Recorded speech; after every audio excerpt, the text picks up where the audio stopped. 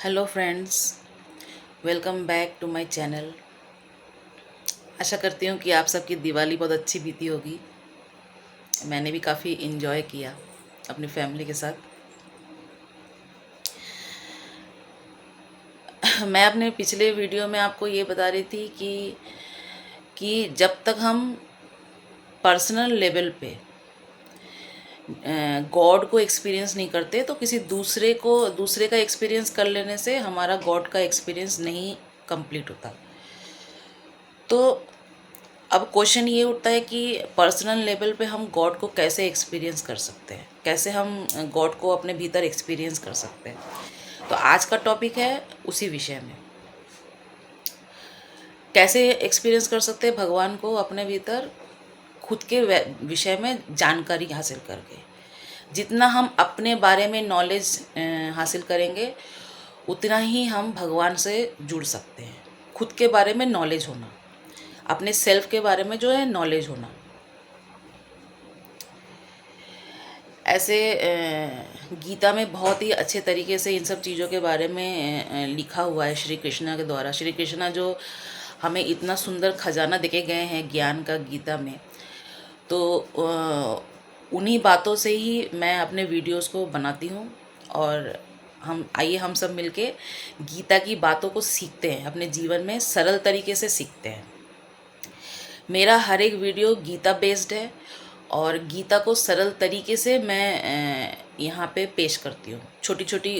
उनकी छोटी छोटी बातों को, उनका मतलब मीनिंग समझ के, और मैं जिस तरीके से मैं समझती हूँ उसी तरीके से मैं आप लोगों को भी बताने की कोशिश करती हूँ, ताकि गीता में जो श्री कृष्ण हम सबको जो ज्ञान देके गए हैं उस ज्ञान के साथ हम अपने जीवन को जी सकें, है ना।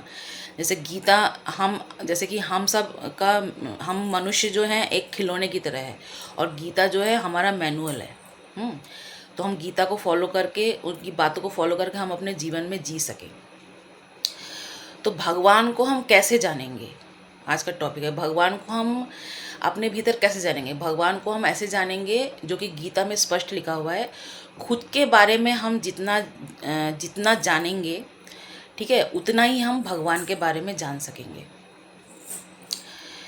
देखिए, भगवान शब्द का जो अर्थ है ना, वो भगवान वर्ड में ही छुपा हुआ है ना। जैसे भ ग व में आ की मात्रा न। भ मतलब भूमि, ग मतलब गगन, व मतलब वायु, व में आ की जो मात्रा है वो आ की मात्रा अग्नि को रिप्रेजेंट करता है, और न मतलब नीर। ये पांचों तत्व है ना, भूमि, गगन, वायु, अग्नि, नीर। ये जो पांचों तत्व है, ये पांचों तत्व से हमारा ये यूनिवर्स बना हुआ है, और इन्हीं पांचों तत्व यूनिवर्स बना हुआ है, और भगवान भी इन्हीं पांचों तत्वों को बोला जाता है, ठीक है, जो जिसके ज़रिए हम सरवाइव करते हैं। और हम जो मनुष्य हैं, ये तो साइंस आप जानते हैं, हम जो मनुष्य हैं हम भी इसी पांचवें तत्व से बने हुए हैं। जैसे ये वर्ड बोला जाता है कि भगवान हमारे भीतर ही है, उस वर्ड का यही मीनिंग है। जिन तत्वों से ये प्रकृति बनी हुई है, ये यूनिवर्स बना हुआ है, उन्हीं तत्वों से हमारा ये शरीर बना हुआ है।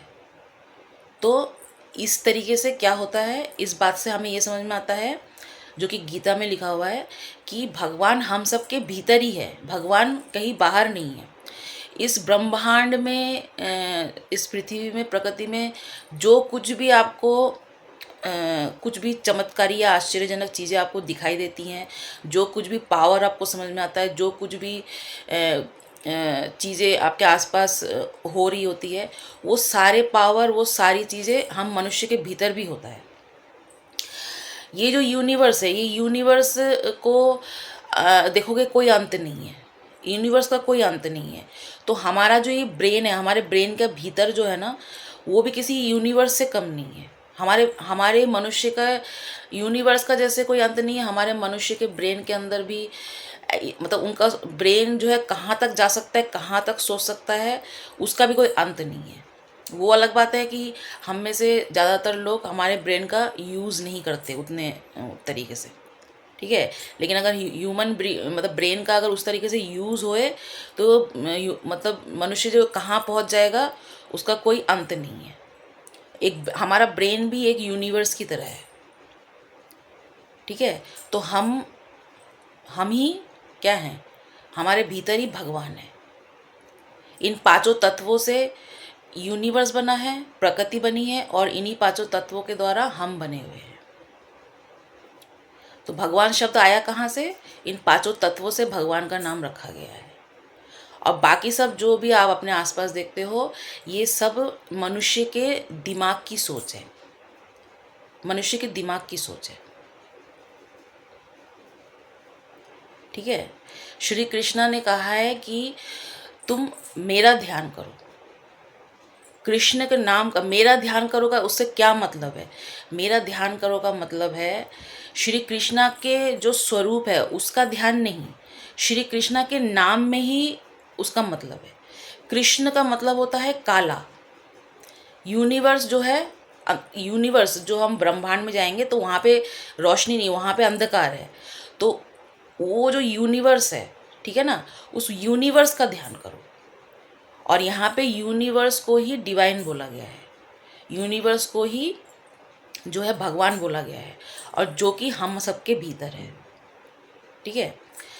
जैसे कोई भी इंसान, जैसे आप और मैं, हम दोनों ही, जैसे अगर मैं, जैसे कि कोई बोलता है कि मैं तो पूरी तरीके से आज़ाद हूँ, मतलब स्वतंत्र पर्सन हूँ, मैं स्वतंत्र तरीके से जीता हूँ, मैं किसी का सुनता नहीं, मैं किसी के मुताबिक नहीं चलता, मैं पूरी तरीके से स्वतंत्र हूँ।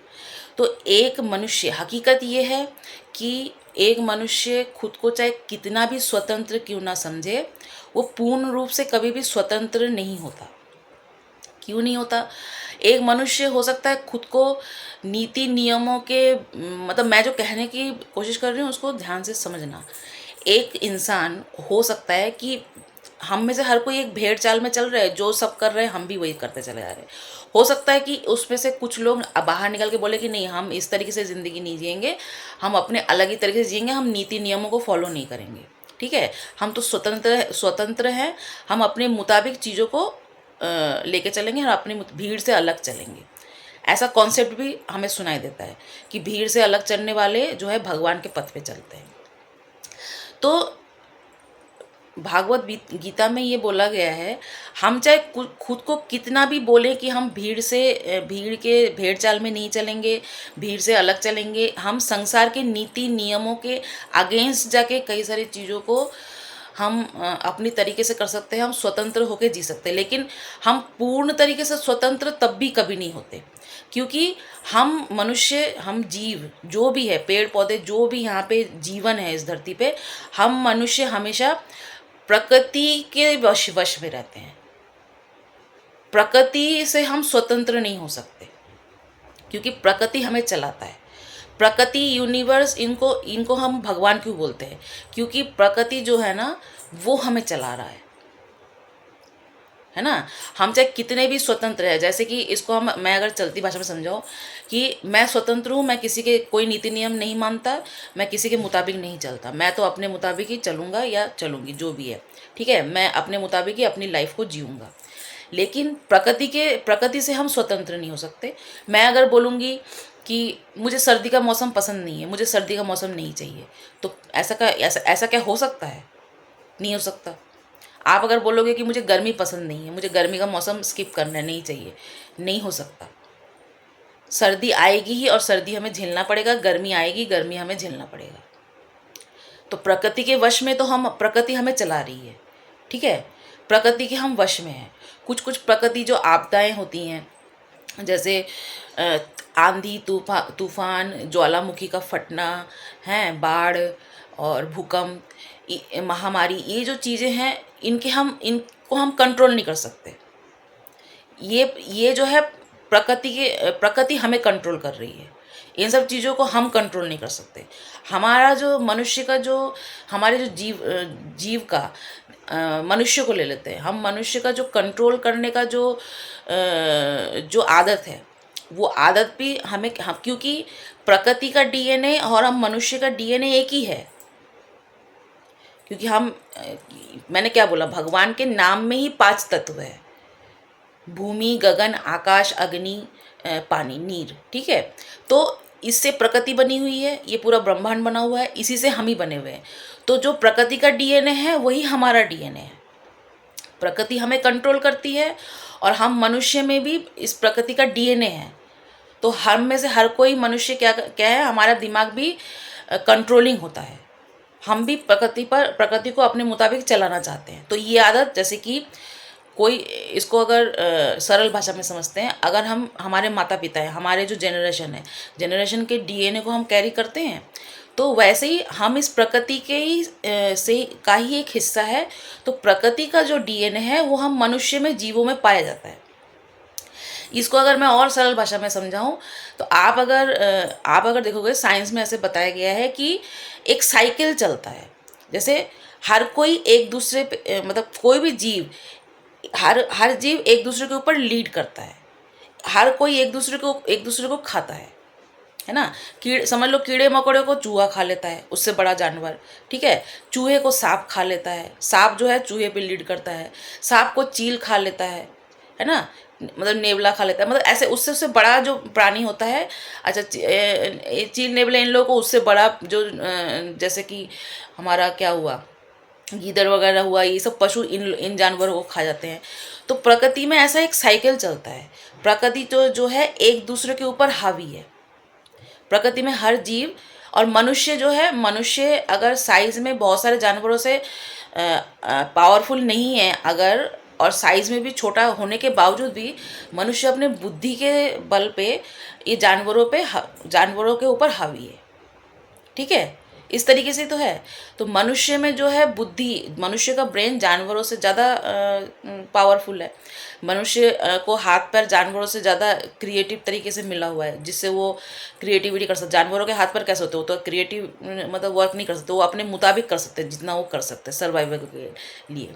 लेकिन मनुष्य जो है अपने जो मनुष्य का जो सोचने समझने की क्षमता और जो हाथ पैरों का गठन है, वो जो है जानवरों से अलग है। तो उसकी वजह से मनुष्य अपनी तरीके से इन सब जीवों पे पावर करता है, एम्पावर करता है, ठीक है। तो ये जो कंट्रोल करने का, एम्पावर करने का जो ये डीएनए है, ये हमें कहाँ से मिला है? ये मिला है हमें प्रकृति से ही, क्योंकि प्रकृति हमें कंट्रोल करता है। अब इस प्रकृति को आप भगवान का नाम दे सकते हो, डिवाइन का नाम दे सकते हो। तो हमें कौन कंट्रोल करता है? भगवान। डिवाइन हमें कंट्रोल करता है, प्रकृति, ये जो प्रकृति है ये हमें कंट्रोल करता है, और ये जो डीएनए है हम मनुष्य के भीतर है। तो हमारे आसपास जो आप देखते हो कि हर मनुष्य एक दूसरे के ऊपर अपना कंट्रोल जमाना चाहता है, उसका ईगो सेल्फ होता है, ठीक है। हर मनुष्य के भीतर उसके ब्रेन के 2 हिस्से होते हैं, ठीक है। एक साइड से वो उसके नेगेटिव इमोशन निकलते हैं, दूसरे साइड से उसका पॉजिटिव इमोशन निकलता है। एक साइड डार्क होता है, एक साइड लाइट साइड होता है, ठीक है। तो मनुष्य एक दूसरे के ऊपर पावर करने के चक्कर में कुछ लोग, मैं जो पिछले वीडियो में जो बोल रही थी, कुछ लोग पावर हंगर होते हैं। वो लोग अपने नेगेटिव ब्रेन का इस्तेमाल करके आसपास के लोगों पर अपना एक कंट्रोल जमाना चाहते हैं। और ये कंट्रोलिंग की आदत हमें कहाँ से मिली है? हम जिनको बोलते हैं भगवान, प्रकृति के डीएनए से हमें ये कंट्रोल करने का मिला हुआ है। क्योंकि प्रकृति के सामने हम पूर्ण तरीके से कभी भी स्वतंत्र नहीं हैं। प्रकृति हमें कंट्रोल करती है। प्रकृति अपने भीतर, अपने गोद में बस रहे हर जीव को कंट्रोल करती है। और ये कंट्रोलिंग का जो नेचर है, ये हम मनुष्य के भीतर प्रकृति से ही आया हुआ है। मतलब अगर शॉर्ट फॉर्म में आप अगर ये बोल सकते हो कि भगवान हमें कंट्रोल करता है, भगवान हमें चलाता है, और ये चलाने की और कंट्रोल करने की आदत हमारे भीतर भी है। क्योंकि ये जो बात बोली जाती है कि हम उसी परमपिता परमेश्वर के अंश है, तो क्यों बोला जाता है? इसका मतलब यही है कि हम उस प्रकृति का अंश है, और प्रकृति का अंश होने की वजह से जो प्रकृति की आदत है वो आदत हम में भी है। समझ रहे हो? और हमारे आज का जो ये युग चल रहा है, युग का भी असर पड़ा हुआ है इंसानों के सोच समझ के ऊपर।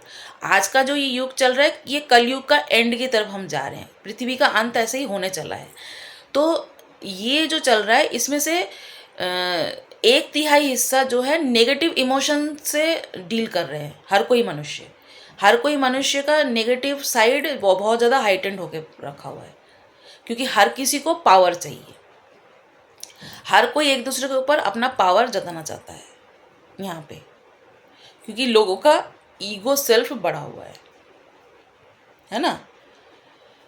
तो प्रकृति बीच बीच में ऐसे लोगों को भी जन्म देती है। जैसे हमारे श्री राम को क्यों लोग मानते हैं? श्री राम भी एक साधारण मनुष्य थे, लेकिन श्री राम जैसे व्यक्तित्व को, श्री राम को मैं ले रही हूँ, बाकी उनके जैसे तो और भी व्यक्तित्व का जन्म हुआ है जो बहुत ही साधारण तरीके से बहुत ही त्यागी थे, है ना, त्यागी थे। तो श्री राम को इतना क्यों मानते हैं? महात्मा बुद्ध को इतना क्यों मानते हैं? साईं बाबा इन लोगों को क्यों मानते हैं? क्योंकि ये लोग अपने आप में इतने त्यागी पुरुष थे। और भी ऐसे बहुत ही महापुरुषों का जन्म इस धरती पे हुआ है जो कि त्यागी थे, जिन्होंने कभी भी पावर जताने की कोशिश नहीं की। जो कि हमारे भीतर डीएनए वाइज, प्रकृति के जो डीएनए हम में, तो हम इन लोगों ने कभी भी अपने पावर को साधने की कोशिश नहीं करी किसी के ऊपर। ठीक है, इन लोगों ने अपने जीवन में जो भी ये लोग का जो मतलब कैरेक्टर था, ये कैरेक्टर हमें इंस्पायर क्यों करता है? श्री राम के पिता दशरथ ने माँ कैकेयी के मुताबिक उनको बोल दिया कि तुम चले जाओ राजमहल छोड़ के। श्री राम चले गए, है ना। तो ये जो त्याग की भावना है कि उन्होंने उतना वैल्यू नहीं दिया उस चीज़ को, है कि नहीं। तो ऐसी चीज़ों को, ऐसे कैरेक्टरों को इतना हाइटेंड उजागर क्यों किया जाता है? क्योंकि हम सबका नेचर प्रकृति की तरह ही कंट्रोलिंग है। हम सब प्रकृति की तरह ही एक दूसरे के ऊपर हावी होना चाहते हैं, एक दूसरे को चलाना चाहते हैं, एक दूसरे को हमारे अपने मुताबिक चलाना चाहते हैं। तो इस नेचर की वजह से भगवान जो बीच बीच में भगवान जो प्रकृति है, हमें ये बताने की कोशिश करती है कि हम अपने इस तरीके से चीज़ों को ना करें, है ना। हमारे भीतर एक त्याग की भावना होनी चाहिए। हम अपने नेगेटिव ब्रेन से ज़्यादा फंक्शन ना करें। और वो हम कैसे करेंगे? वो हम अपने पूरे दिन भर के दिनचर्या में बहुत सारे हम कर्मों को कर रहे हैं, ठीक है। अब यहाँ पे एक चीज़ और बताती हूँ मैं, क्योंकि हमारे शरीर में भी भूमि तत्व है, जल तत्व है, अग्नि तत्व है, वायु तत्व है। जैसे आपने देखा होगा ना कि वात पित्त कफ, ठीक है। तो ये जो हम मनुष्य के शरीर में अलग अलग तरीके से ये होता है। तो हम मनुष्य को जिसके शरीर में बात मतलब वायु से होता है, जिसके शरीर में बात ज़्यादा होता है वो मतलब उसको मतलब गैस वगैरह की प्रॉब्लम ज़्यादा होती है।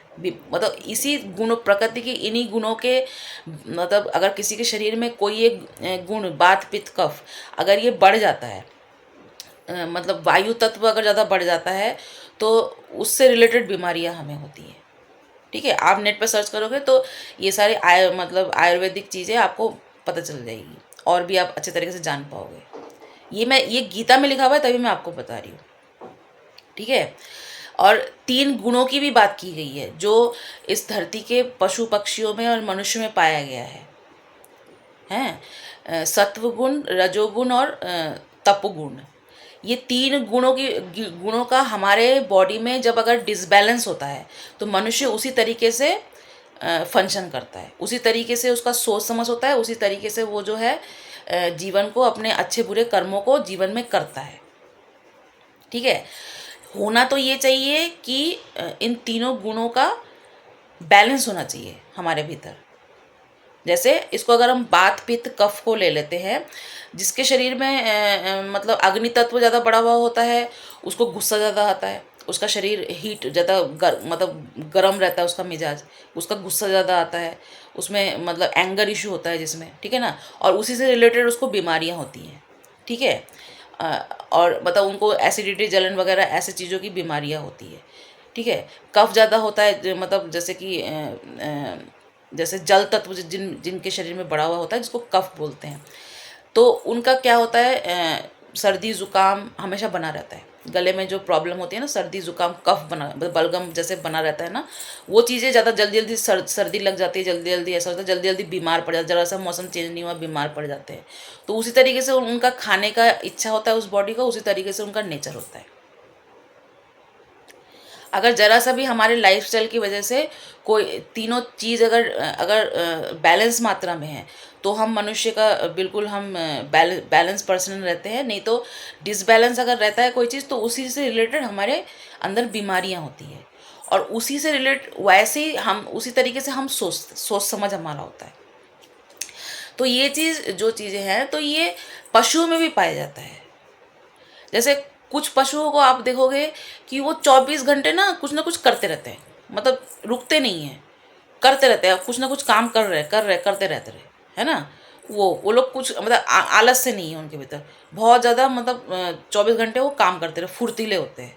कुछ पशु आप ऐसे देखोगे, पशु पक्षियों मतलब जीवों को, चाहे वो जल में रहने वाले हो, स्थल में रहने वाले हो, या आसमान में उड़ने वाले हो।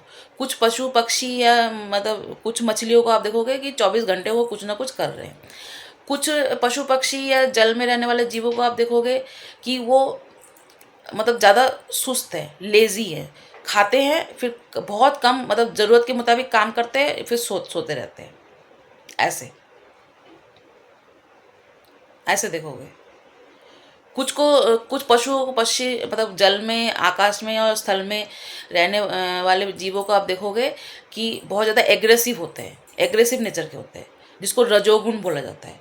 रजोगुण जिनमें बढ़ा हुआ होता है, उन मनुष्य में, उन पशु पक्षियों में वो एग्रेसिव नेचर ज़्यादा होता है। ठीक है।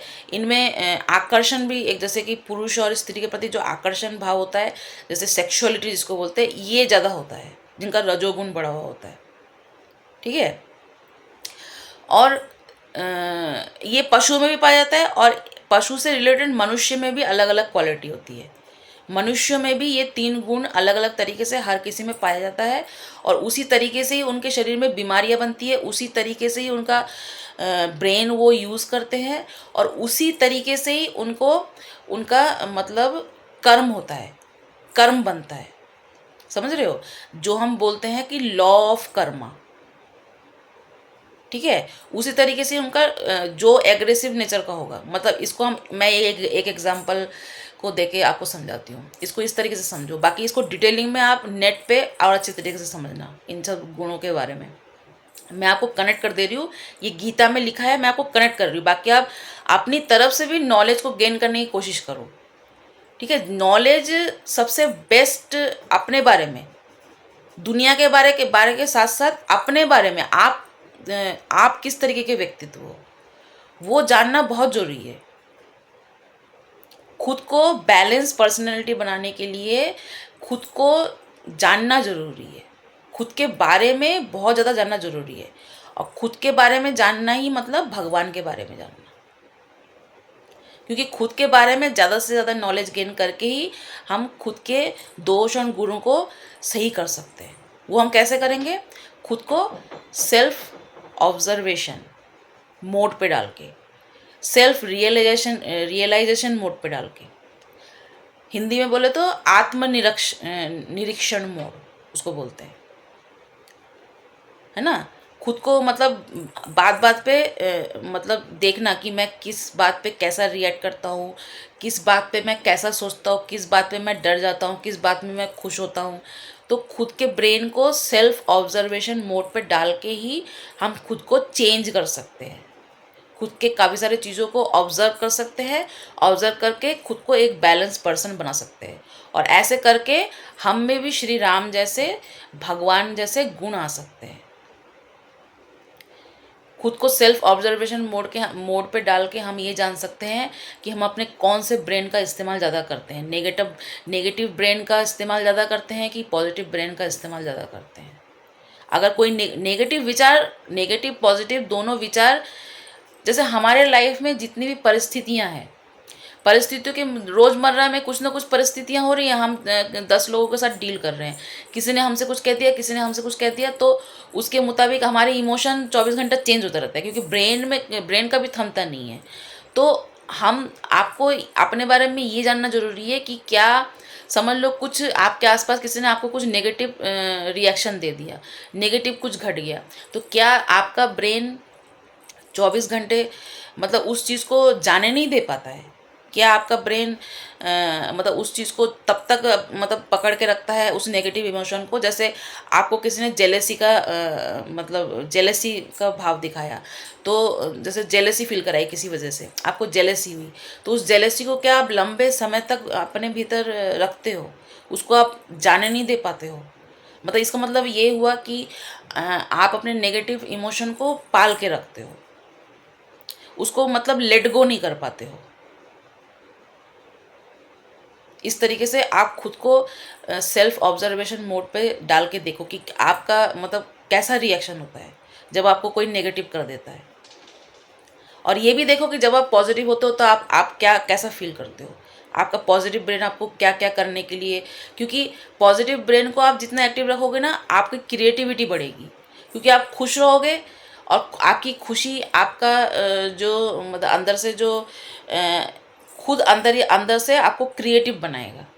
आपका दिमाग 10 काम और करने को सोचेगा। लेकिन अगर आप नेगेटिव ब्रेन को मतलब पकड़ के बैठे रहोगे ना, तो आपकी क्रिएटिविटी खराब हो जाती है, ऐसा होता है। तो हमारा ब्रेन ही हमारे पूरे ओवरऑल हमारी सोच, हमारा नेगेटिव ब्रेन, हमारा पॉजिटिव ब्रेन ही हमारे ओवरऑल बॉडी को चला रहा होता है। समझ गए?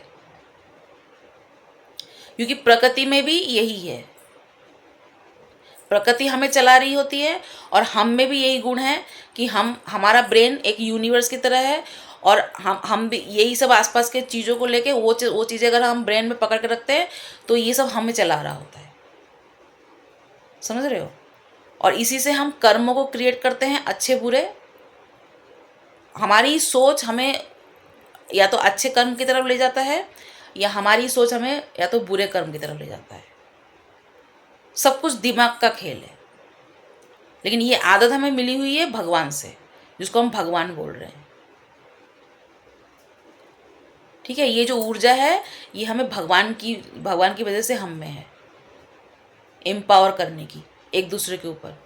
क्योंकि प्रकृति बनी ही ऐसे है, प्रकृति जो है साइकिल चलता है, लोग प्रकृति में जीव एक दूसरे के ऊपर एम्पावर करता है, एक दूसरे को खाता है, एक दूसरे को एम्पावर करता है, और प्रकृति भी हमारे ऊपर एम्पावर करती है, हमें चलाती है, जो कि गॉड है हमारे लिए, भगवान। समझ गए?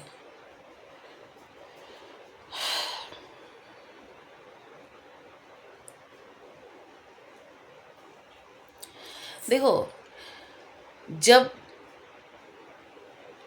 जब एक घर में कोई व्यक्ति जब बूढ़ा हो जाता है ना, तो वो बूढ़ा व्यक्ति जब शरीर से लाचार हो जाता है अपने एंड समय में, कुछ लोग तो किसी को कष्ट नहीं देते बुढ़ापे में, लेकिन कुछ लोगों का ऐसा हो जाता है ना कि वो लोग थोड़ा सा खुद भी कष्ट झेलते हैं। सब किसी का देखो अलग अलग तरीके से एंड होता है बॉडी का। वो लोग बहुत ज़्यादा झेलते हैं और अपने आसपास वालों को भी काफ़ी परेशान करते हैं। तो एक बूढ़ा व्यक्ति जब बेड पे जब टट्टी पेशाब कर देता है, वो जब खुद से चीज़ों को संभाल नहीं पाता है, ऐसा जब सिचुएशन किसी की लाइफ में, या कोई बहुत बड़ी बीमारी हो गई, या एक्सीडेंट हो गया, या बूढ़ा हो गया बहुत ज़्यादा शरीर, तो वो लाचार हो जाता है। अब अपने पूरे जीवन में कोई व्यक्ति, चाहे एक पूरा परिवार क्यों ना बांधता है, लेकिन देखो कोई अगर बूढ़ा व्यक्ति मतलब बिस्तर खराब करता है, तो आसपास के लोग चाहे अगर आपसे प्रेम करते हैं आपके परिवार वाले तब भी, और नहीं भी अगर करते हैं तब भी, दोनों ही सूरतों में वो घिन करते हैं। अब आप एक बूढ़े इंसान हो, आप अगर बिस्तर में गंदगी फैला रहे हो, तो उसको सफ़ा करने के लिए आपके आसपास के लोग घिन करते हैं, है ना?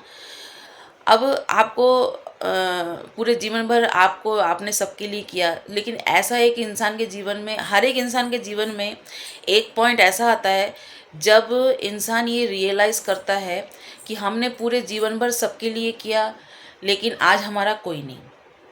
एक ये ऐसा रियलाइजेशन किसी को पहले हो जाता है, किसी को अपने जीवन के मध्यांतर में होता है, किसी को एंड में होता है, लेकिन ये होता ज़रूर है, होता ज़रूर है। क्यों हो रहा है? जब एक छोटा बच्चा जब बिस्तर पे शूशु पोटी करता है तब तो कोई घिन नहीं करता, नहीं करता ना। लेकिन एक बुढ़ा कर रहा है तो तब उस पर सब घिन कर रहे हैं। क्यों हो रहा है? क्योंकि उस बुढ़े के पास ना आज माँ नहीं है ना। लेकिन बच्चे के पास माँ है। माँ कभी भी अपने बच्चों को घिन नहीं करती है। लेकिन बुढ़ापे में हमारे पास माँ नहीं होती है ना। तो हमारे आसपास हम चाहे जितने भी लोगों के लिए कर ले, माँ की जगह तो कोई नहीं ले सकता है ना। ये जो बात बोली जाती है, भगवान जैसे बोलते हैं कि मैं हर किसी के पास तो नहीं जा सकता, लेकिन मैंने माँ के लिए, मैंने माँ को दिया सबको, है ना। माँ से इम्पोर्टेंट तो कुछ नहीं है। एक बुढ़ा इंसान आज आज इस रियलाइजेशन से गुजर रहा है कि मैंने जीवन भर सबके लिए किया, लेकिन आज मेरे लिए करने के लिए कोई नहीं है, क्योंकि आज उसके पास माँ नहीं है।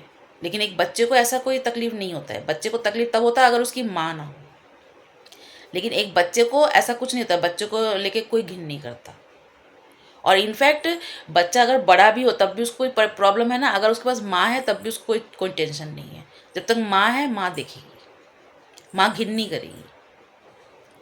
तो माँ जैसा कोई नहीं कर सकता, है ना। तो प्रकृति, भगवान आज हमें क्या बता रहे हैं? श्री राम जैसे लोगों के फुटस्टेप को चलने के लिए क्यों बता रहे हैं? श्री कृष्णा क्यों बोल रहे हैं कि तुम सब मेरा ध्यान करो, मतलब यूनिवर्स का ध्यान करो। मोह माया में जो कि यहाँ पे तुम्हें छोड़ के चले जाना है, एंड तक एक मनुष्य को ये रियलाइजेशन भगवान क्यों करा देता है? आपने कभी सोचा है? आपने कभी सोचा है कि हम और आप एंड तक ऐसा एक रियलाइज पूरी ज़िंदगी भर करके पूरे एंड तक ऐसा एक रियलाइजेशन हमें भगवान क्यों करा देता है? क्योंकि भगवान ये बता देता है कि ये सब जो हम कर रहे थे ये बकवास था, इसमें हमने ऐसा कुछ किया ही नहीं है। ये घर संसार बांधना, बच्चे पैदा करना, ये फैमिली बनाना, ये करना, एंड तक हमें सबकी सच्चाई पता चल जाती है। तो ये रियलाइजेशन हर किसी को करा दिया जाता है भगवान की तरफ से, क्योंकि हमने ये सब बकवास किया हुआ है, ये सब कुछ नहीं किया हमने। लेकिन हम ही लोगों में से कुछ लोग ऐसे हैं जो लोग जब मरते हैं, बेशक उन्होंने पूरी ज़िंदगी चाहे शादी नहीं करी, चाहे बच्चे नहीं पैदा करे, चाहे उन्होंने कुछ ऐसा घर बार बांधा नहीं, कुछ अपना ऐसा कुछ एम्पायर बिल्ट नहीं किया, लेकिन जब वो मरते हैं ना, जब वो अपने मरने से पहले सबको फ्लैशबैक आता है, तो जब अपने पूरे जीवन को देखते हैं ना, तो उनको बड़ी संतुष्टि के साथ मरते हैं। क्योंकि वो अपने पूरे जब फ्लैशबैक में जाते हैं, पूरे जीवन भर में जाते हैं, तो ये देखते हैं कि मैंने अपने जीवन में कईयों के लिए बहुत कुछ करके रखा हुआ है। मैं जो कुछ करके जा रहा हूँ वो मुझे संतुष्टि दे रहा है, क्योंकि मैं इस दुनिया के लिए कुछ करके जा रहा हूँ, है ना। जैसे हमारे APJ अब्दुल कलाम रहे, स्वामी विवेकानंद जी रहे, उन्होंने भी बहुत ही परोपकार की, बहुत सारे ऐसे लोग हैं जिन्होंने मतलब पूरे जीवन भर अपने लिए नहीं किया, लेकिन दूसरों के लिए किया हुआ है। अभी जो गुजरे हमारे रतन टाटा जी, उन्होंने ज़िंदगी भर शादी नहीं करी, बच्चा नहीं करा, आखिरकार एक अडॉप्ट किया था लड़के ने, उसने आखिरकार देखा। लेकिन वो जब गुजरे तो क्या वो इस रियलाइजेशन को करके गुजरे? नहीं। उन्होंने जीवन भर जो कुछ भी सबके लिए करके गए, और एंड तक अपना आधे से ज़्यादा प्रॉपर्टी सब दान करके गए। वो संतुष्टि के साथ मरे हैं। लेकिन जिन लोगों ने भी ये घर परिवार और अपना मेरा पत्नी, मेरे बच्चे, मेरा ये, उन लोगों को हमेशा आप देख लो, हमेशा जीवन में कभी ना कभी ये रियलाइजेशन ज़रूर होता है, और ये भगवान ही करवाता है कि मेरा कोई नहीं, मैंने जीवन भर सबके लिए किया, मैंने जब तक किया तब तक सब मेरे रहे, और मैंने जिस दिन नहीं किया सब ने मुझे साइड कर दिया। मैंने भी ये सबक ना अब सीखा है लात खा के। मेरे भी आसपास बहुत सारे ऐसे मेरे अपने हैं जिनके लिए मैंने ज़िंदगी भर किया, लेकिन जब मेरा बुरा वक्त आया मुझे किसी ने नहीं पूछा। पता है आपको, मैंने लात खा के सीखा है ये लेसन। मुझे पता नहीं कि मैं इसके बाद और कितना जीवन जीऊँगी, लेकिन आज जो मेरी एज है तो मैं अपने जीवन के मध्यांतर में हूँ, तो मैंने तो ये लेसन मध्यांतर में ही सीख लिया कि मैं जब तक दूसरों के लिए करती गई तब तक वो लोग मेरे रहे, और जिस दिन मैंने मना कर दिया कि मैं नहीं, या मैं नहीं कर पाई, किसी ने मुझे नहीं पूछा, नहीं पूछा। पता है,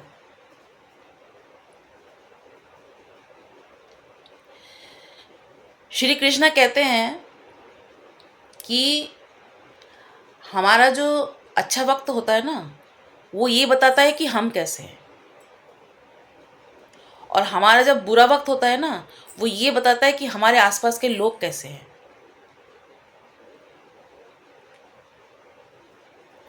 आपका बुरा वक्त हमेशा आपको ये बता देगा कि आपके आसपास के लोग कैसे हैं। आपका अच्छा समय है, आपके आसपास लोगों की भीड़ है, आप लोगों के लिए कर रहे हो, लोगों की भीड़ है। लेकिन जिस दिन आप लोगों के लिए नहीं कर पाओगे, आपके आसपास कोई नहीं, कोई नहीं। आप 2 दिन घर में खाना नहीं खा पाओगे, कोई नहीं आएगा पूछने। आपके घर में बिरयानी बन रही है, आप खिला पा रहे हो, 4 लोगों को बुलाओ, 4 क्यों 8 लोग आ जाएंगे खाने। लेकिन आपका जब ऐसा समय आएगा कि मेरे पास आज दाल और रोटी खाने का भी पैसा नहीं है, कोई नहीं आएगा आपके दरवाजे पे झाँकने। तो ये लाइफ के लेसन है, ये डिवाइन हमें महसूस कराते हैं।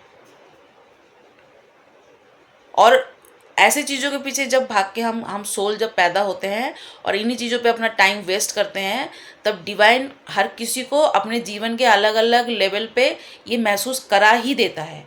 ऐसा कोई व्यक्ति नहीं है जो इस चीज़ को महसूस करके ना मरा हो, मैं मान ही नहीं सकती।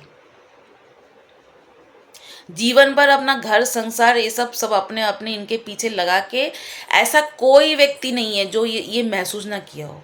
हाँ, ज़रूरी नहीं है कि हर किसी ने मरते वक्त महसूस किया हो। अलग अलग टाइम पे लोगों के दिमाग में, इंट्यूशन में ये बात आई ज़रूर है कि मैंने किया तब सब मेरे, मैंने नहीं किया तब कोई नहीं है मेरा। और ये रियलाइजेशन हमें डिवाइन करवाता है कि तुमने किस व्यर्थ चीज़ के पीछे जन्म लिया और किस व्यर्थ चीज़ पे अपना जीवन व्यर्थ किया। और श्री राम जैसे लोग ये जानते थे कि ये सब व्यर्थ है, ये सब व्यर्थ है। बस हमारे जीवन में एक माँ ही है, और अगर वो नार्सिस्टिक हुई तो फिर बुरा हो जाता है एक बच्चे के लिए, लेकिन माँ ही है जिसकी जगह कोई नहीं ले सकता। अगर वो है तो हमें थोड़ा बहुत मिल जाता है इस धरती पे भी, लेकिन नहीं है तो फिर दुर्भाग्य है हमारा।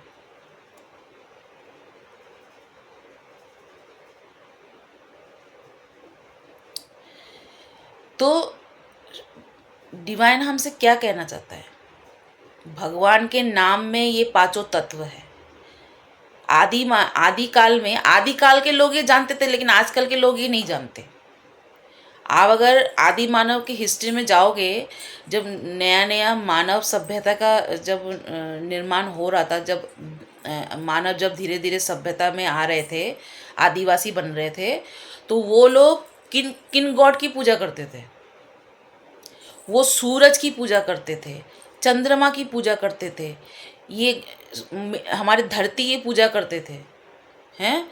ये लोग जल की पूजा करते थे, वायु की, वर्षा की पूजा करते थे, अग्नि की पूजा करते थे, और इसके अलावा भी वो 2 चीज़ों की और पूजा करते थे, पुरुष के लिंग की और स्त्री के लिंग की। ये जो शिवलिंग की स्थापना करके पूजा करना, पुरुष का लिंग, वो आदिकाल से चला आ रहा है। क्योंकि आदि मानव भी इस चीज़ को जानते थे कि जीवन का स्रोत यही है और जीवन को सरवाइव करने के लिए इन्हीं चीज़ों की ज़रूरत है। और यही जो है हम मनुष्य के लिए, हम सारे जीवन के लिए भगवान है, और हम इन्हीं से ही बने हुए हैं। हमारा शरीर इन्हीं चीजों से बना हुआ है।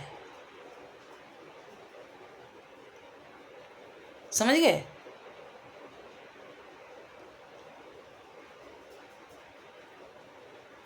तो भगवान कृष्ण हमें क्या बताना चाह रहे हैं गीता में?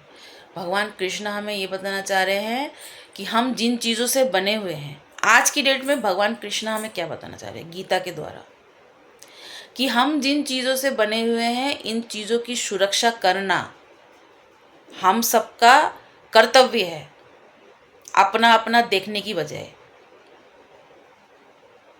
अब कलयुग एंड की तरफ जा रहा है, जिस तरीके से पृथ्वी एंड की तरफ जा रहा है, तो इन सारी चीज़ों की सुरक्षा हम हर एक व्यक्ति के लिए ज़रूरी है ना? हमारे आगे के जो जो भी जनरेशन है उनके लिए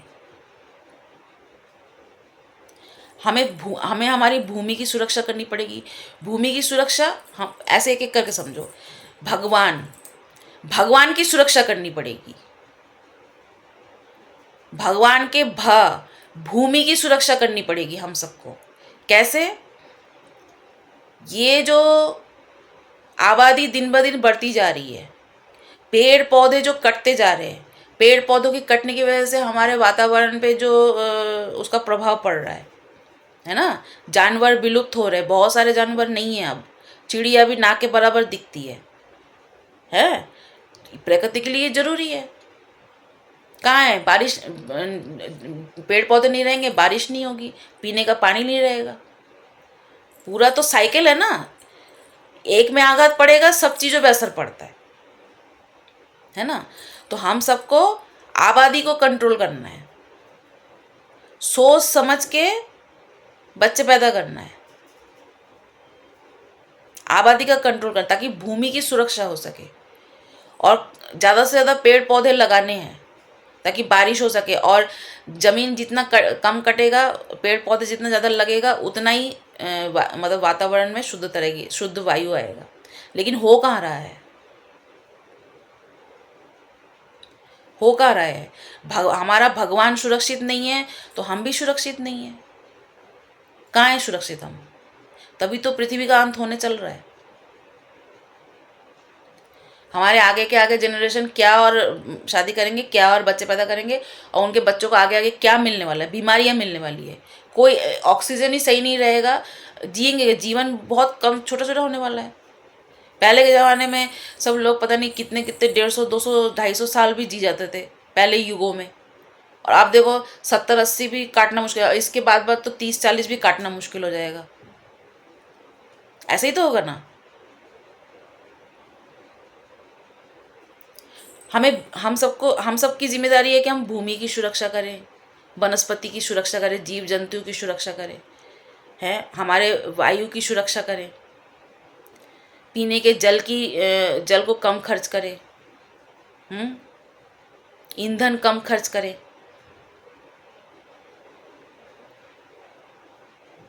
मतलब नेचर की सुरक्षा करना हम सबका कर्तव्य है। नेचर की सुरक्षा करना यानी भगवान की सुरक्षा करना, वो हम सभी का कर्तव्य है।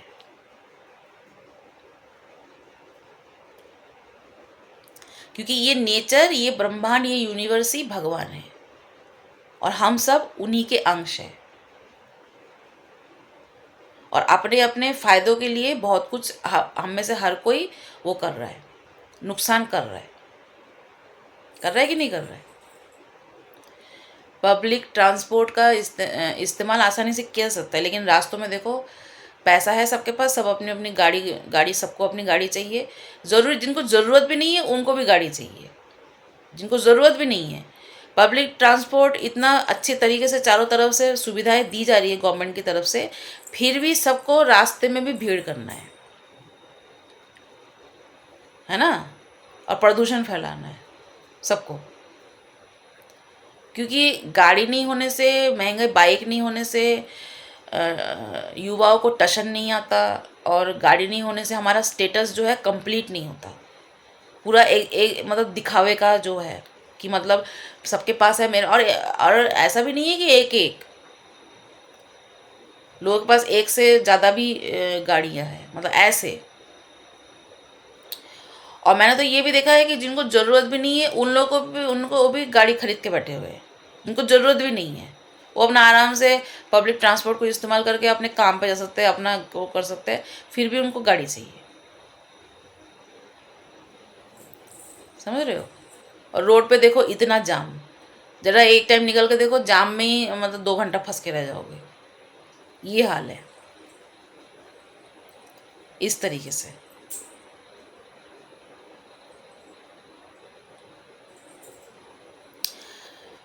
तो आज मैं आपको बताने की ये सारी बातें गीता में लिखी हुई है, गीता की बातें ही मैं आपको बताने की कोशिश कर रही हूँ अपनी भाषा में। तो आज मैं आपको यही बताने की कोशिश कर रही हूँ कि भगवान हमारे भीतर है, भगवान का जो नेचर है वो हमारे भीतर है, ठीक है। अब हम अपने आप को किस तरीके से चला सकते हैं वो हमारे ऊपर है, हमारे ऊपर है। अपने पिछले वीडियो में मैंने बताया कि कई लोग हैं हमारे समाज में जिनका शुरू से ही जन्म होता रहा है, जो कि अपने आप को भगवान बना के उन्होंने बहुत कुछ नीति नियम वगैरह बनाए हुए हैं। वो भी एक तरीके के भगवान हैं हमारे जीवन में। लेकिन असली जो जिस भगवान का गीता में उल्लेख है वो ये है जो मैं आपको बता रही हूँ। कृष्ण का मतलब होता है, कृष्ण जब बोलते हैं कि मेरा ध्यान करो, उसका मतलब होता है कि कृष्ण की रास लीलाओं का ध्यान ना करो, कृष्ण ने अपने जीवन में जो किया है उसका ध्यान ना करो। कृष्ण का ध्यान करो मतलब ब्रह्मांड का ध्यान करो।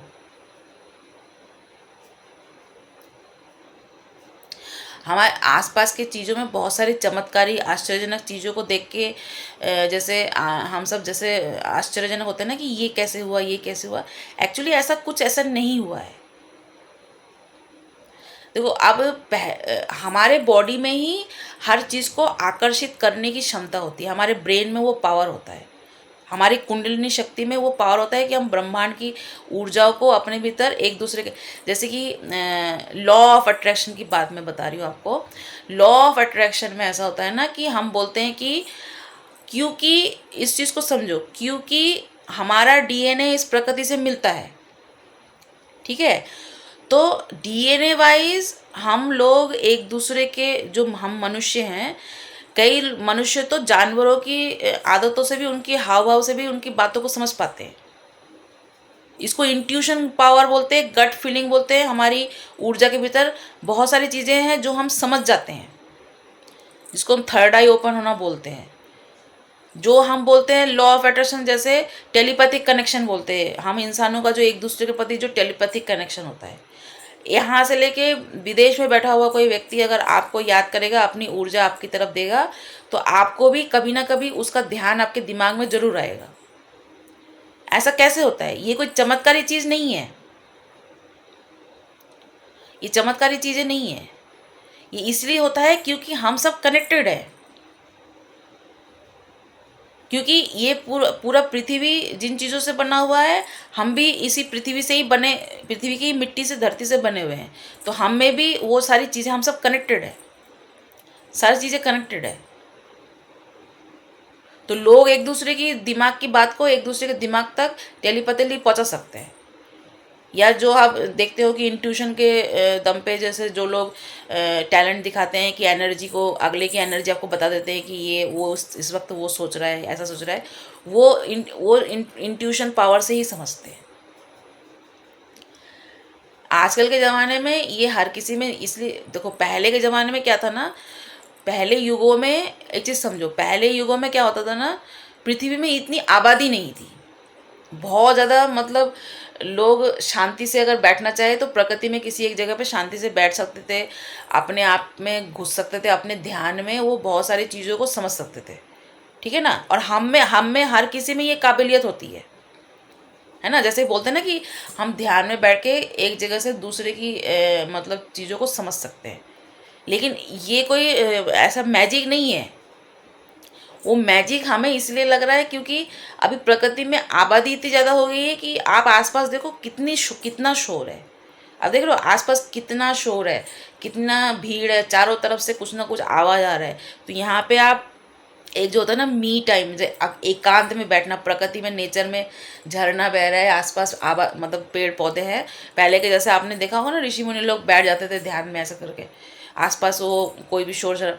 तो आजकल आप अगर ऐसा चाहोगे भी तो आप नहीं बैठ पाओगे। कहाँ है, जगह ही नहीं है, कहाँ बैठोगे आप? अगर किसी नेचर में, आपके घर के पास अगर कोई पार्क है, चीज़ों को समझो, आपके घर के आसपास अगर कोई पार्क है, वहाँ पे भी जाके जाके अगर आप अपने आप में मतलब अपने अंतरात्मा में जाना चाहोगे, ऐसा ध्यान अगर वो करना चाहोगे, लगाना चाहोगे, नहीं कर पाओगे, नहीं कर पाओगे, क्योंकि पार्क में भी आसपास इतना शोर है। पहले युगों में सब जगह खाली खाली था, इतना शोर नहीं था, इतना गाड़ी वाड़ी, इतना पॉल्यूशन, इतना नेचर था पहले। तो पहले के लोग ज़्यादा पावरफुल थे, अपने पावर को वो उतना हाइटेंड मतलब उन सारी चीज़ों को ज़्यादा उजागर कर पाते थे, और वो बहुत दूर तक अपने दिमाग को ले जाके बहुत सारे फ्यूचर प्रेडिक्शन जैसे कि करते थे। और ये हर किसी में होता है, ये पावर हमारे ब्रेन में होता है, क्योंकि हम जो है हर कोई कनेक्टेड है एक दूसरे के साथ।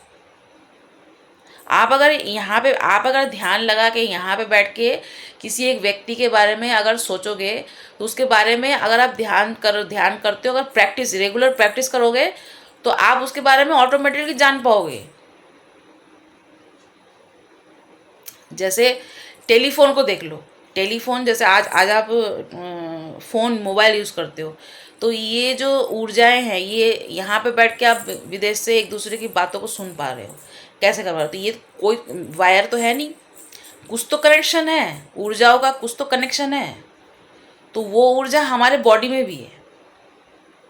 हम भी यहाँ बैठ के किसी का ध्यान लगा के उसके जीवन में काफ़ी सारी चीज़ों को मतलब पता कर सकते हैं, कर सकते हैं। और कुछ लोग इन सब चीज़ों में एक्सपर्ट करते हैं खुद को, प्रैक्टिस, रेगुलर प्रैक्टिस करके। अब हम जैसे को, जैसे कि अगर बोले कि ध्यान में बैठो, तो पहली बात तो ध्यान लगाना ही मुश्किल हो जाता है हमारे लिए, है ना। हम ध्यान लगाने में हमारे आसपास इतना शोर रहेगा, हमारे दिमाग में 36 तरह की चीज़ें, परेशानियाँ, टेंशन ही सब चलता रहेगा। काम का टेंशन, काम पे जाना है, अरे ये खाना बनाना है, अरे ये बच्चे करने हैं, अरे ये यहाँ पे वो बोल रहा है, ये कर रहा है। ऐसे में हम ध्यान नहीं लगा पाते हैं। ध्यान लगाना ही हमारे लिए बहुत बड़ा टास्क हो जाता है। लेकिन कुछ लोग होते हैं जो अपने आप को अकेला करके, आज की डेट में भी अपने आप को अकेला करके ऐसे सिद्धियों को प्राप्त करते हैं। लेकिन इसका मतलब आप ये मत समझो कि हम वो सब नहीं कर सकते हैं। आप बिल्कुल ऐसी बातों में मत जाओ कि उन लोगों में कुछ ऐसा टैलेंट है जो हम में नहीं है, हम नहीं कर सकते। हम कोशिश नहीं करते, हम ज़रूरी नहीं समझते। हम अपने ध्यान को कहीं और अपने दूसरे कामों में लगाते हैं। हम ज़रूरी नहीं समझते कि ऐसी चीज़ों में हम जाएं। लेकिन कुछ लोग ऐसी चीज़ों में जाते हैं और ऐसे अपने भीतर के ऐसे पावर को जगा लेते हैं। समझ रहे हो? इसमें कोई मैजिक नहीं है,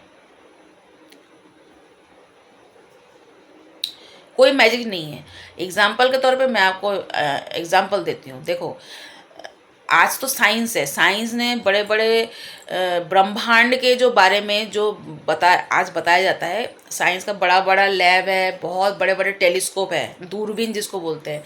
उससे वो आसमान में देखते हैं, देख के ग्रह नक्षत्रों के बारे में और देख के और जानकारी हासिल करते हैं। तो हमें हमें हम वो हमारे बुक्सों में छपता है, या हमें उन सब चीज़ों के बारे में नॉलेज स्कूल से मिलता है कि ऐसे ग्रह हैं, 9 ग्रहों के बारे में, ये वो जितने भी और भी जितने सब कुछ, जैसे उल्काखंड वगैरह, ये मिल्की वे, ऐसे बहुत कुछ चीज़ें हैं। ऐसे बहुत सारे स्टारों के बारे में, ऐसे कौन से स्टार किस मतलब तरीके से, जैसे आकारों में, ऐसा सब कुछ हमें पता चलता है ना बुक्सों में। तो जो कि हमें साइंस ने, जो हमारे ज्योग्राफी में हमें बताया जाता है ना, उसमें बताया जाता है। लेकिन आपको ये भी पता होगा कि ये जो पृथ्वी गोल है, ये जो ग्रह नक्षत्र हैं, ये जो सब कुछ 9 ग्रह हैं, जब ये टेलीस्कोप और ये साइंटिस्ट इन सब का जब जन्म भी नहीं होता, ये लोग जब नहीं थे, तब भी उससे पहले भी लोगों को ये सब चीज़ों के बारे में पता था। आपको पता है कि नहीं पता है? कैसे पता था?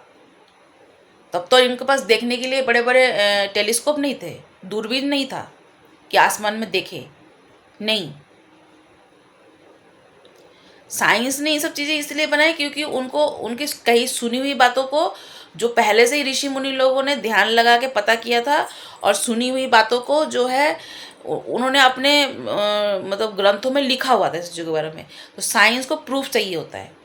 तो साइंस ने प्रूफ जानने के लिए अपने बड़े बड़े दूरबीन बनाए, और उन्होंने भी इन सब चीज़ों को मतलब प्रूफ दिया कि हाँ, उन्होंने बोला कि हाँ ये सब चीज़ें ऐसे ही है। उन्होंने अपनी आंखों से देख के बोला। लेकिन उससे पहले भी ऋषि मुनियों ने ध्यान के माध्यम से सारी चीज़ों को देख लिया था, और सारी चीज़ों को जो है ब्रह्मांड का ध्यान किया था उन्होंने क्या किया था, ध्यान में कई वर्षों तक बैठ के ब्रह्मांड के बारे में जानने की कोशिश की थी, और ब्रह्मांड की ऊर्जाओं के साथ जुड़ के उन्होंने इन सब चीज़ों को जाना था। और ऐसा नहीं है कि कि वो पावर सिर्फ उनमें है और हम में नहीं है, ऐसा नहीं है। वो सेम पावर इस भगवान में जो पावर है, इस यूनिवर्स में, मतलब पूरी यूनिवर्स में जो पावर है, वही पावर हमारे भीतर भी है। बस कुछ लोग उसको जागृत कर लेते हैं, कुछ लोग नहीं करते हैं। तो जो जागृत करते हैं वो लोग हमें चमत्कारी लगते हैं। जबकि ये सारे, और नॉर्मल इंट्यूशन पावर तो हम सब में भी होता है। आपने देखा है ना, नॉर्मल कई हमें कई बार इंट्यूशन पावर तो नॉर्मली हमारे भीतर भी सब होता है। कई हमें कोई याद करता है तो हमें भी पता चल जाता है कि अगला कोई याद कर रहा है। कुछ अनहोनी होने को होती है तो उससे पहले हमारे भीतर थोड़ा सा इंट्यूशन आ जाता है, यार हमें कुछ लगने लग जाता है कि हाँ ऐसा कुछ होगा। कुछ कुछ लोगों का ये इंट्यूशन पावर ही इतना बड़ा हुआ होता है कि वो पहले से बोल देते हैं कि ऐसा ऐसा होगा, क्योंकि उनको पहले से ही पता चल जाता है कि ऐसा होगा। समझ गए? तो ये पावर हमारे अंदर है सब में। बस ये है कि आज भीड़ में, अपने काम में और ये मटेरियलिस्टिक चीज़ों में हम इतना गुम हो चुके हैं इन चीज़ों के पीछे कि हम अपने प्रकृति से हट गए हैं। अब आपको समझ में आ रहा है? हम अपने प्रकृति से हट गए हैं, हम अपने भगवान से हट गए हैं। तो मैं आपको ये बताना चाह रही थी कि हम अपने भगवान से कैसे कनेक्ट करेंगे? अपने बारे में, अपने भीतर झाँक के, अपने बारे में ज़्यादा से ज़्यादा जानकारी हासिल करके, है ना? इसी तरीके से जानेंगे हम अपने भगवान को, और इसी तरीके से हम अपने पावर को भी पहचानेंगे कि हमारे भीतर पावर को, हमारे भीतर क्या क्वालिटी है। जैसे कि मैं आपको ये बोलती हूँ कि हम सबको अपना क्रिएटिव साइड, मैं जो जो मतलब बोलती हूँ, मतलब उसका मतलब क्या है ये मैं मतलब बता रही हूँ कि जो बोला जाता है एक्चुअली में उसका मतलब क्या है, जो गीता में साफ लिखा हुआ है। जैसे हम बोलते हैं, हम में से हर किसी को अपने क्रिएटिव साइड को ओपन करना चाहिए और अपने क्रिएटिव साइड को फाइंड करना चाहिए। बोल दिया, लेकिन इसको करेंगे कैसे? ऐसे ही करेंगे जब हम अपने अपने आप को सेल्फ रिफ्लेक्शन मोड पर डालेंगे, अपने भीतर के अपने सोचने समझने के तरीके को जानेंगे, है ना? हम किस तरीके से रिएक्ट करते हैं, कैसे करके, और हम खुश होते हैं तो, हम जब खुश होते हैं तो हमारा मन क्या क्या करने को करता है। जब हम पॉजिटिव इमोशन में होते हैं तब हमारा मन क्या क्या करने को करता है, और उसमें से ही हमें पता चलेगा कि हम किस काम को करने के लिए हम खुशी खुशी करना चाहते हैं, है ना? वो हमारा क्रिएटिव साइड होगा। हम जब खुश होते हैं, पॉजिटिव माइंड में होते हैं, तो हम कौन सी चीज़ें जो हैं जो हम करना चाहते हैं, तो उसमें से कोई एक है हमारा क्रिएटिव साइड। जैसे मैं अगर बोलूँ तो मैं खुशी को जाहिर करने के लिए, खुश होने के लिए, या दूसरों को प्यार जताने के लिए, या दूसरों को स्पेशल फील कराने के लिए, या मेरा मन मिजाज जब बहुत अच्छा होता है तो कुकिंग मैं बहुत खुल के करना पसंद करती हूँ। मुझे कुकिंग करना खुद मतलब फूड को लेके मैं भी फूडी हूँ मैं बहुत ज़्यादा। और इसके साथ साथ लोगों को, जैसे अगर मैं किसी को अपना प्यार जताना चाह रही हूँ तो मैं उसको खाना पका के खिलाऊंगी। ऐसे मेरा लव लैंग्वेज भी वही है। तो जब हम खुश होते हैं, जब हम अपने बच्चों से प्यार करते हैं, अपने माता पिता से प्यार करते हैं, अपने मतलब साथी से प्यार करते हैं, अपने आसपास अपने दोस्तों से प्यार करते हैं, अपने आसपास के लोगों को मतलब खुश देखना चाहते हैं, तो उस समय आप क्या अपनी तरफ से खुश होकर करते हो उनके लिए। तो खुशी में जो हम करते हैं उसमें से ही एक हमारा क्रिएटिव साइड होता है।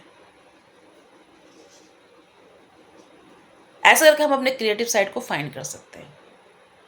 तो मैं जब बहुत खुश होती हूँ, मैं अपने आसपास के लोगों को खुशी देना चाहती हूँ, खुशी बांटना चाहती हूँ, तो मैं उनको उनके लिए कुकिंग करना चाहती हूँ। बाहर से नहीं, बाहर से लाके नहीं, मैं खुद कुकिंग करना चाहती हूँ और कुकिंग करके उनको खिलाना चाहती हूँ। और वैसे ही मैं अपने प्यार को जताती हूँ, उनके प्रति अपने स्नेह को जताती हूँ, चाहे अपने मेरे बच्चे हों, चाहे दोस्त हो, अब मेरे सगे भाई बहन कोई भी हो, या मेरे मेरे जीवन साथी हो, या कोई भी हो, इस तरीके से। तो नेगेटिव नेगेटिव इमोशन में रह के आप अपने क्रिएटिव साइड को फाइंड नहीं कर पाओगे। आप जब अपने पॉजिटिव इमोशन में होते हो तो आप कैसा फील करते हो, क्या करके आपको, और वो काम आपको खुशी दे रहा है, वही आपका क्रिएटिव साइड है। और मुझे ये भी काम करना अच्छा लगता है। जैसे मैं आपके साथ ये सारी बातें, ज्ञान की बातों को जानने में ना मुझे बहुत इंटरेस्ट है। ये अंतरिक्ष की बातों को जानने में, मतलब अंतरिक्ष में घुसना, ज्ञान की बातों को जानना, इनके रहस्यों को जानना, अपने रहस्य को, लोगों के रहस्य को, इन सब चीज़ों के बारे में मेरे को बचपन से ही, मैं बचपन में भी अपने दादी वादी के साथ बैठ के बहुत सारी गीता की बातों को सुना करती। मेरी दादी बहुत ज़्यादा गीता वीता मतलब मुझे सुनाती थी, बहुत सारी ऐसे कहानियों को सुनाती थी। तो मैं बहुत ही, मेरे और भी भाई बहन थे, वो लोग इतना इंटरेस्ट नहीं लेते थे, लेकिन मैं बहुत इंटरेस्ट लेती थी। और मुझे बहुत अच्छा लगता है नॉलेजेबल बातों को जानने में और बताने में। ये जो मैं आपको बता रही हूँ ना, इसमें ये काम भी मुझे बहुत अच्छा, मुझे खुशी देता है, मैं खुश होती हूँ इसको करके। मतलब समझ लो, मैं अगर मतलब बीमार भी फील कर रही हूँ ना, अगर आप मुझे बिठा दोगे और बात करने के लिए, और ये नॉलेजेबल बातें, फालतू की बातें नहीं, मैं कभी भी ना उस तरीके की, मैं उस तरह की, और मेरे आसपास के लोग, बहुत ज़्यादा लोग मेरे से चिड़े रहते हैं। मेरी कोई सहेली नहीं है, वो जो किटी पार्टी वाली सहेली, वो आस पड़ोस के चार औरतों को लेके वो गप्पे मारना, इसके घर में क्या हुआ, उसके घर में क्या हुआ, ये सब आदत मेरे में नहीं है। और इसीलिए मेरे आसपास के लोग मेरे को ना बहुत घमंडी समझते हैं, लेकिन एक्चुअली घमंडी नहीं हूँ मैं। एक्चुअली ये है कि मुझे वो सब पसंद ही नहीं है। हाँ, कोई व्यक्ति अगर मेरे साथ बैठ के आसपास के घरों को लगे, नहीं, इस तरीके के टॉपिक के बारे में, नॉलेजेबल बातों के बारे में अगर चर्चा करे ना, मुझे कुछ बताए या मेरे से कुछ सुने, वो मुझे अच्छा लगता है। मतलब उससे अगर मुझे कुछ नया जानने को मिले, या तो वो ऐसे चर्चाओं में मुझे अच्छा लगता है। अब मेरी बेटी है, तो मेरी बेटी के साथ मैं कई बार ऐसे, मतलब मेरी बेटी भी मेरी तरह ही थोड़ी स्वभाव में है, उसको भी ऐसे सहेली, उसकी भी नहीं कोई खास कुछ सहेली वैली, वो भी ऐसे नहीं पसंद करती है इधर उधर के गप्पे मार के टाइम पास करना। तो उसके साथ भी मेरा ऐसे ही नॉर्मली कई बार कई टॉपिकों में ऐसे, मतलब नॉलेजेबल बातों पे, मतलब मैं उससे कई सारे आजकल के टेक्नोलॉजी के बारे में, बहुत सारी चीज़ों के बारे में मैं उससे जानती हूँ। और मैं बहुत सारी स्पिरिचुअल बातें जो हैं उससे शेयर करती हूँ। ऐसे करते हैं बच्चों, इस तरीके से चलता है। तो आज 1 घंटा हो गया, तो आज का मैं यहीं रखती हूँ। तो और भी आगे हम गीता को जानेंगे, और गीता के बारे में मैं और भी बातें मैं खुद सीखती जाऊँगी और आपको सरल तरीके से बताती जाऊँगी। तो मेरे साथ साथ गीता को सुनते जाओ, सीखते जाओ, और अपने जीवन को बेहतर बनाते जाओ। गीता हमारा मैनुअल है, हम एक टॉय हैं, गीता हमारा मैनुअल है। इस जीवन को हमें कैसे चलाना है, गीता से हमें पता चलता है। ठीक है, तो मैं गीता को आपके साथ शेयर करती जाऊंगी इसी तरीके से, जो श्री कृष्ण हमें इतनी सुंदर भेंट देके गए हैं उसको, और अपने आप को और बेहतर तरीके से करेंगे, इंसान बनाएंगे बेहतर। आप एक बात बताओ, मतलब लॉ ऑफ कर्मा के बारे में मैं आपको बता रही हूँ। अगर आपके आसपास कोई व्यक्ति आपको इस तरीके से, क्योंकि मैं भी ऐसी चीज़ों में मैं भी गई थी, मैंने भी एक्सपीरियंस किया, और उन एक्सपीरियंस को करने के बाद मैंने जो नॉलेज पाया, और मैंने जो नॉलेज पाया, मैं वो दूसरों को देना चाहती हूँ। मैंने पर्सनली जो एक्सपीरियंस किया हुआ है ना। एक बार बात बताओ, दूसरे लोग कौन होते हैं कि हमें हमारा गोल बताने वाले? वो कोई हमारे रिश्तेदार है? हम किसी को गुरु बना के सुन रहे हैं, किसी को सोशल मीडिया पे सुन रहे हैं, किसी को बाहरी लोगों को हम इन्फ्लुएंस हो रहे हैं। कोई हमें ये बता रहा है कि हम जिस साथी के साथ रह रहे हैं वो हमारा कार्मिक है, उसको हमें छोड़ देना है, और हमें हमारे लिए कोई बेहतर पर्सन है जो हमारे सोल से कनेक्टेड है, वो हमारे लिए बेहतर है। मैं बताऊं, ऐसे लोगों की बातों पे, ऐसे लोगों की चंगुल में वो लोग फंसे रहेंगे, वो लोग फंसते रहेंगे जिनको अपने बारे में जानकारी नहीं है। यहाँ पे चीज़ों को समझो, मैं आपको क्या बताना चाह रही हूँ। आज आज हमारे पृथ्वी का तिहाई हिस्सा जो है नेगेटिव एनर्जी से भरा हुआ है, नेगेटिविटी से भरा हुआ है, और हमारा नेगेटिव ब्रेन का यूज़ ज़्यादा हो रहा है।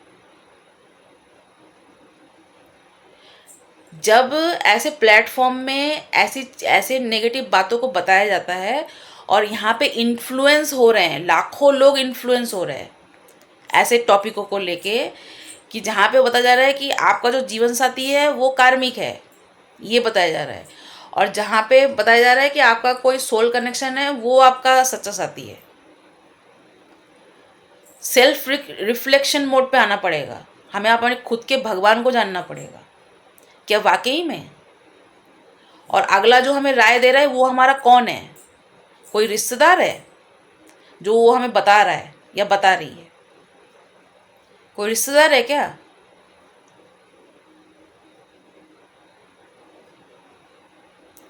ऐसी चीज़ों में जब हम नेगेटिव ब्रेन को इस्तेमाल करते हैं तभी हम जाके फंसते हैं। आजकल के ज़माने में ज़्यादातर लोग अपने प्रेजेंट सिचुएशन से नाखुश हैं, असंतुष्टि की भावना में हैं। तो असंतुष्टि, आपको ये समझना पड़ेगा नेगेटिव इमोशन कौन कौन से होते हैं।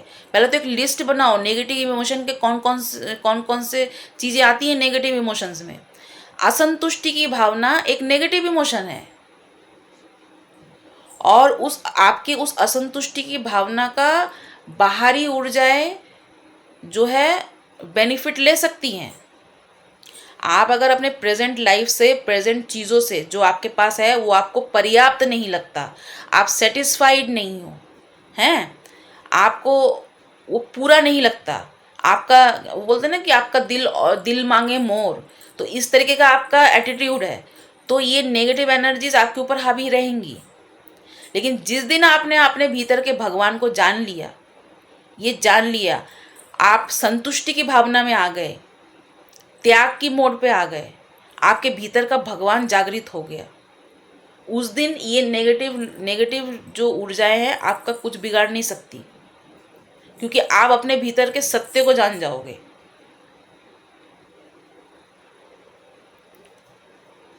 असंतुष्टि में जो जीते हैं वो लोग ऐसे नेगेटिव इन्फ्लुएंस में आते हैं, और लाखों करोड़ों लोग ऐसे लोगों को फॉलो कर रहे हैं,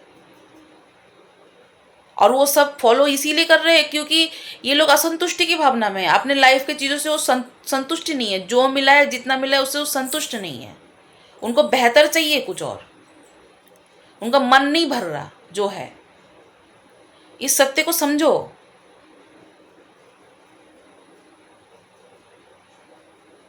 भगवान ने जिसके साथ आपको धरती पे जोड़ दिया है, देखो कोई भी परफेक्ट नहीं होता, ना मैं परफेक्ट हूँ ना मेरा अगला पार्टनर परफेक्ट है, ठीक है। जिसके साथ जोड़ दिया है उसके साथ दिन रात सुबह शाम दुख सुख, जो भी लड़ाई झगड़ा, जो भी चीज़ें आप शेयर कर रहे हो, कुछ भी ला रहे हो, कुछ भी दुख सुख, सब कुछ फैमिली के कुछ भी प्रॉब्लम है सब शेयर कर रहे हो, वो एक दिन अचानक से आपका कार्मिक कैसे बन जाता है, और कोई एक अजनबी आपका सोलमेट कैसे बन जाता है। ऐसे कॉन्सेप्ट है ना मार्केट में।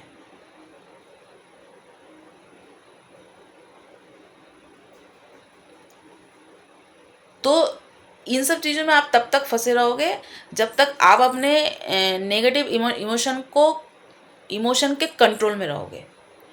मैं आपको बार बार बता रही हूँ, नेगेटिव इमोशन क्या क्या होते हैं उसका एक लिस्ट बनाओ। आपके लोभ बढ़ा रहेगा, आपकी असंतुष्टि बढ़ी रहेगी, आपका जेलेसी बढ़ा रहेगा, आपका ईगो बढ़ा रहेगा, है ना, आपका लस्ट बढ़ा रहेगा। ये सारे नेगेटिव इमोशन हैं।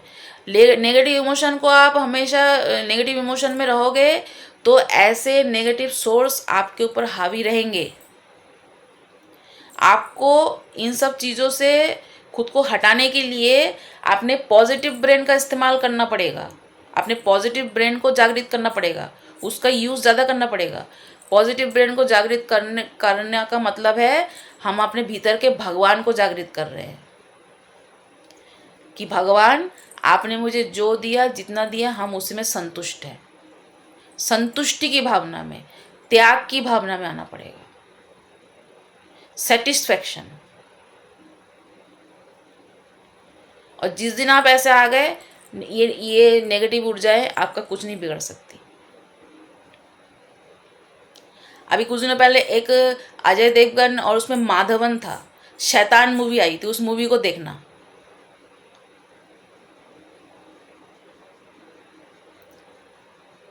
शैतान को हावी होने से रोकने के लिए अजय देवगन ने, माधवन जो है शैतान था, माधवन का वो अपने जीभ से कई लोगों को जो है मतलब कई लड़कियों को उसने क्या किया था, हिप्नोटाइज किया था। मैं जो बताना चाह रही हूँ, मेरे पीठ पीछे, मतलब मेरे बातों के पीछे का भाव समझो। अपने बातों से कई सारे लोगों को, मतलब बच्चियों को हिप्नोटाइज करके रखा था। तो शैतान के हिप्नोटिज्म से बचने के लिए उस मूवी में अजय देवगन ने क्या किया था, माधवन का जीभ काट दिया था। तो आपको भी क्या करना है, शैतान के हिप्नोटिज्म से बचने के लिए शैतान का जीभ काटना है। अब वो आप कैसे करोगे वो आप देख लो, ठीक है। आशा करती हूँ मैं बहुत कुछ आज आपको समझा पाई हूँ। मैं एक बार फिर आऊँगी नए टॉपिक को लेके, ठीक है। हम गीता के बारे में और भी बातें जानेंगे, ठीक है। तब तक के लिए बाय, टेक केयर।